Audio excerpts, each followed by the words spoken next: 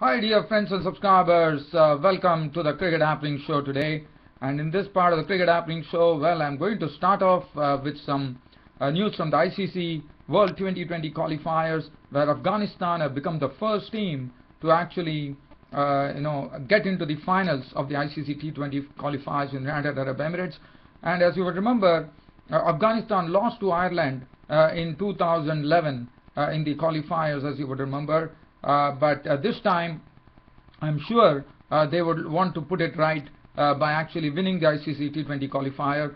Well, we right now have battle going on between the host United Arab Emirates and right now United Arab Emirates are struggling against Ireland. So last time, as you remember, it was Afghanistan versus Ireland, and Ireland actually beat Afghanistan. But right now, the team to actually face Afghanistan is to be decided. As I said, the host United Arab Emirates actually are batting right now. In fact, Ireland made 147 for 8 after batting first, and contributions coming in from Kevin O'Brien with 31 of 25 balls with 2 fours and 1 6. John Mooney contributing 29 of 31 balls with 1 4, and Johnston making 35 of 18. Trent Johnston making 35 of just 18 dealt with 5 fours and 1 6. A very hard-hitting knock at that. 147 for 8 was the final tally for Ireland, and Gurge took 3 for 21. I'm not going to go into the bowling figures. Just talking about United Arab Emirates right now, they are really struggling. We are in the 8th over, and in fact Sorensen has been Max Sorensen, Denmark-bound player, has actually done a lot of damage to this United Arab Emirates batting, as he has got figures of 3 overs, 1 maiden, 6 runs, and Max Sorensen, 3 overs, 1 maiden, 3 for 6 is a wonderful genuine pace bowler, and he has taken 3 wickets for 6 runs. He dismissed Mohammad Azam for 1. He dismissed Shaiman Anwar for 13. Both the openers. Khurram Khan, the captain, has gone for a blob. Amjad Javed is there, not out on 10. He's a pretty good batsman. And then they have SP Patil, who is not out on 4 right now. We will come back to that later. But as far as this particular Cricket Happening Show is concerned, it is really going to concentrate on the final one-day international match, which is coming up tomorrow at Centurion. And as you know, Pakistan the other day did a very good thing by actually beating South Africa, and that was their first bilateral series win ever against South Africa. And now Pakistan have absolutely nothing to lose, but one thing they would like to do is that they would like to actually give a drubbing to South Africa in the one-day internationals in the third one-dayer in Centurion Park, because if they can do that, then they would become the second team ever to beat South Africa in South Africa, and not only that, in such a convincing manner where they completely whitewashed South Africa. So only one team has done it. Probably it was West Indies in 91-92 probably. So Pakistan get an opportunity whether they can do that. So for Pakistan, even though one couldn't say there was no pressure, yes, they have already won it, but there's one good thing for Pakistan is that they can do a lot of experiments. They can go all hell at leather by attacking the South African bowling. Now, just looking at South Africa, like what South Africa could do better, because for South Africa, they would definitely like to stop Pakistan from doing this to them.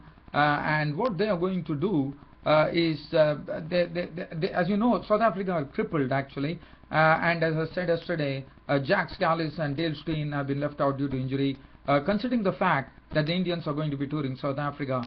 Now, Hashim Amla's statement saying that they have to keep up the momentum because they know India is coming and they have to do that. Well, for South Africa, even if they actually get a win under their belt, one is they'll be saving a lot of face in the one-day international series. Not only that, they are also preparing themselves for India. So as Hashim Amla very rightly said, they would get some momentum from now on. Well, whether they can do that, that remains a real question. And as far as South Africa are concerned, Hashim Amla finally played a very good knock. He really held the innings together, but unfortunately was out. Now, as far as South Africa are concerned, one thing that we see here is that Henry Davids, who is a very aggressive opening batsman, who one has seen in the Champions League tournament T20, where he really smashed some runs. And Henry Davids is a very aggressive player. he likes to really go hammer and tongs at the bowlers and Henry David. So that would probably be something that South Africa would be hoping, because Jack Scalise is out, so he has been replaced by Henry Davids, and that also gives Quinton de Kock, another talented bloke from South Africa, an opportunity to come one drop. So that would really strengthen them. And Henry Davids, if you could provide some real starts, in the sense very electric start to the innings, that would augur well for the other batsmen. Now, as far as David Miller is concerned, unfortunately has not hit his straps. The other day when 6 runs were required, David Miller couldn't really do it, and David Miller definitely has the potential, and he has that reputation of being a very big hitter of the ball. Now David Miller, hard hitter of the ball, I would say. So David Miller has to really come onto the party now. As far as the bowling is concerned, they would definitely be missing Dale Steyn. There's no doubt about it, because he has done pretty well against South Africa. The one person who would be breathing free because Dale Steyn is not there is the Pakistan player Mohammad Hafiz, the opener, who would probably be thinking that this is the right chance for him to get a good score under his belt, because Dale Steyn is not available, because Dale Steyn has snapped him a lot of times in this series too. And just talking of the South African bowling, it would be in the hands of Morne Morkel now.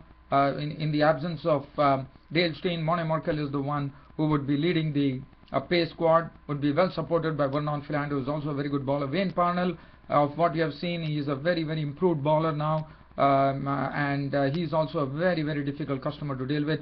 Lonwabo Sotsobe, we all know what a nice bowler he is. He is the man who could actually swing the ball very well, and he also has a very good well-disguised bouncer, and Lonwabo Sotsobe could also prove a handful. And then Imran Tahir, the right arm leg spinner, who has already been doing a very good job. So so if you look at it, for South Africa, I think they are the ones who are under more pressure, but it would do wonders for them if they could get a win just before India actually come to South Africa. Now, as far as Pakistan are concerned, what's Pakistan going to do? Now, Pakistan's combination, Ahmed Shahzad and Mohammad Hafiz, would be opening the innings. As you know, Nasir Jamshed unfortunately has not been doing a good job. So probably the information is that Ahmed Shahzad, who got a century in the previous One Day International, will likely be opening with Mohammad Hafiz. And then there has some very talented batsmen to come. Sohaib Maqsood, who has already made his mark on this South African tour and showed what a talent he is. So Sohaib Maqsood will be coming one drop, so that gives him more opportunities to really deal with the South African bowling.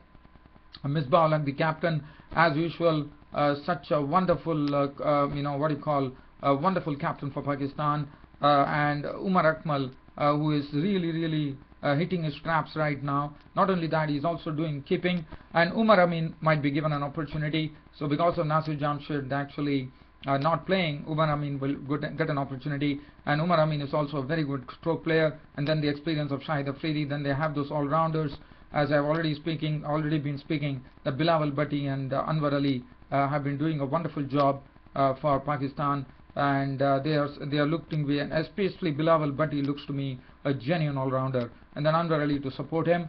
And then we have the other day, we know who are the ones who actually helped Pakistan actually win this match. It was a penultimate over from Saeed Ajmal, who gave 2 runs, and we always know that Saeed Ajmal is a great bowler. And then they also have to contend with Junaid Khan, the left-arm pace bowler, who was the one who actually, after the good work was done by Saeed Ajmal, the red-arm off spinner, Junaid Khan capitalized by keeping up the runs to only 6 or 7 runs in the final over, even though 9 runs were required, and bowled a wonderful over where he really sticked a few Yorkers to the South African batsmen, especially David Miller, and saw to it that South Africa wouldn't be able to actually win this particular one-day international.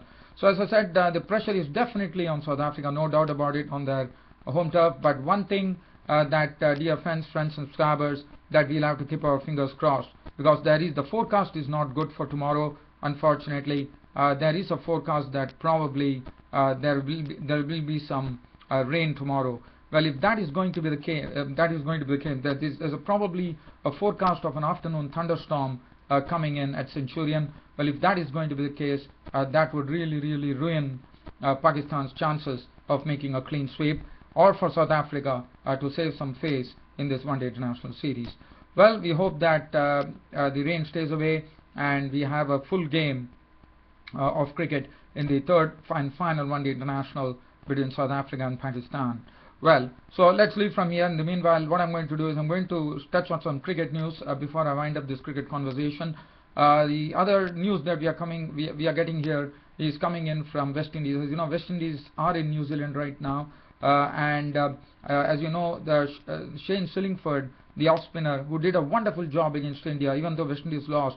Shane Shillingford was their gain, but you know, this is the second time that Shane Shillingford action has been questioned, especially when he is bowling the Dusra, and Shillingford and also Marlon Samuel's right-arm off spinners also been questioned. So both of them have gone to Australia in Perth, where they will be tested for their bowling action, and assisting them will be their coach Otis Gibson. So they are the ones. But so what West Indies have done, as you know, one was very surprised that Sunil Narine, the spinner, didn't make it to the Indian tour. And well, one good thing is that they have added, because Shane Shillingford has gone to Australia, and one does not know what is going to be the outcome.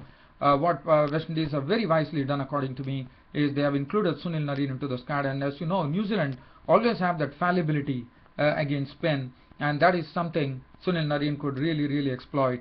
And he also did very well on the when New Zealand actually toured the West Indies, taking lots of wickets. So that would really stand him in good stead.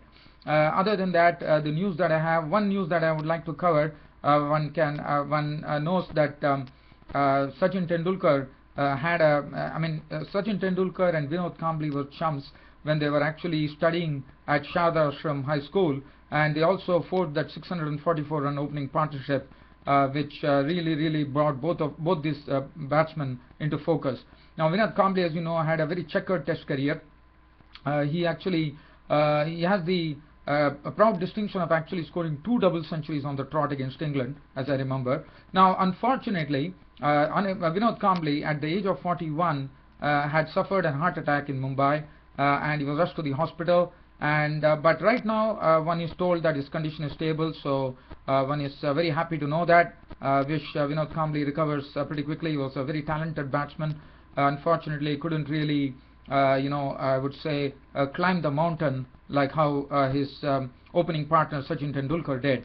So so that is one news that I wanted to cover. And the other news that I have from here is we are talking about as you know, the South African domestic T20 tournaments is going to be played, and Saeed Ajmal, Shahid Afridi and Sohail Tanveer would be playing in the South African domestic T20 tournament. Well, before I go, I'm going to give you a live cricket update on the match which is happening, as I said, which is going to decide who is going to come in the final. Host United Arab Emirates would have definitely loved to come into the final, but right now I do see that against Ireland's 147 they are really struggling. Those 10 overs have gone by, and United Arab Emirates, after Max Sorensen from Ireland actually did the early damage by picking up 3 wickets, are really struggling at 45 for 3 after 10 overs. So let's look at the asking run rate now. For the host United Arab Emirates, they would be pretty happy if they could make it to the final, especially since they are actually hosting the ICC T20 qualifiers. And well, currently I see that United Arab Emirates have a huge task in front of them. They need to actually make they need to actually make almost 103 runs in the balance overs to actually win the match. Well, dear fans and subscribers, I don't have anything else to share. As usual, I'll be there tomorrow, that is on a Saturday. As you know, the Saturday we have a late edition of the Cricket Happenings show, dear friends and subscribers, but I'll definitely be there to give you a full match report, probably about the on the third and final one-day international, if at all it happens, between Pakistan and South Africa, which is going to be played at the Centurion cricket ground tomorrow. Well, that wraps up my cricket show for today, and see you all tomorrow on my late edition of the Cricket Happenings show. Until then, it's a big goodbye from your host Ram from Toronto. Thank you.